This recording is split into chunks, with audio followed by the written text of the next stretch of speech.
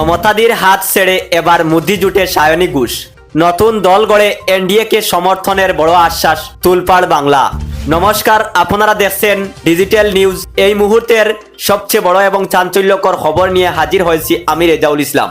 পশ্চিমবঙ্গের রাজনীতিতে কি তবে এবার সবচেয়ে বড় উলটপুরাণ ঘটে চলেছে। তৃণমূলের যুব সভানেত্রী তথা যাদবপুরের সাংসদ সায়নী ঘোষ কি এবার মমতার হাত ছেড়ে দিতে চলেছেন। রাজনীতিতে এখন একটাই জোর আলোচনা, সায়নী ঘোষ এবার মোদি জোট বা এনডিএর পাশে দাঁড়াতে চলেছেন, কিন্তু কিভাবে? আসুন জেনে নেওয়া যাক সম্পূর্ণ সংবাদ।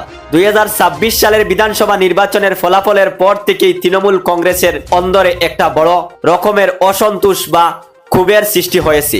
আর এই সুযোগেই দিল্লির লোকসভায় তৃণমূলের ভিতরের একটি বড়সড় ভাঙ্গন দেখা দিয়েছে। সূত্রের খবর, বর্ষিয়ান সাংসদ কাকুতি ঘোষ দস্তিদারের নেতৃত্বে তৃণমূলে প্রায় 20 জন সাংসদ মিলে একটি আলাদা বিদ্রোহী শিবির বা নতুন দল গড়তে চলেছেন। আর সবাইকে চমকে দিয়ে মমতা বন্দ্যোপাধ্যায় অত্যন্ত ঘনিষ্ঠ হিসাবে পরিচিত সায়নী ঘোষও নাকি এই নতুন দলে যোগ দেওয়ার আশ্বাস দিয়েছেন। ইতিমধ্যেই লোকসভার স্পিকারের কাছে পাঠানোর জন্য যে চিঠি খসড়া তৈরি হয়েছে তাতে সায়নী ঘোষ স্বাক্ষর করেছেন বলে জানা যাচ্ছে। সবচেয়ে বড় চমক হলো সায়নী ঘোষ এবং এই বিদ্রোহী সাংসদরা কোনো পুরানো বিদ্রোহী দলে সরাসরি যাচ্ছেন না। তারা নিজেদের একটি নতুন দল বা ফ্রন্ট তৈরি করেছেন। আর পর্দার পিছনের খবর হলো এই নতুন দলটি দিল্লির মোদি সরকার বা এনডিএ জোটকে বাইরে থেকে বড় রকমের সমর্থন দেওয়ার আশ্বাস দিয়েছে।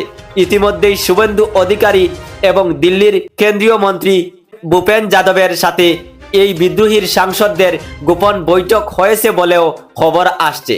যিনি এতদিন বিজেপির বিরুদ্ধে চড়া সুরে কথা বলতেন, সেই সায়নী ঘোষের এই ধরনের পদক্ষেপে এখন বাংলার রাজনীতিতে এক বিরাট ভূমিকম্প তৈরি হয়েছে।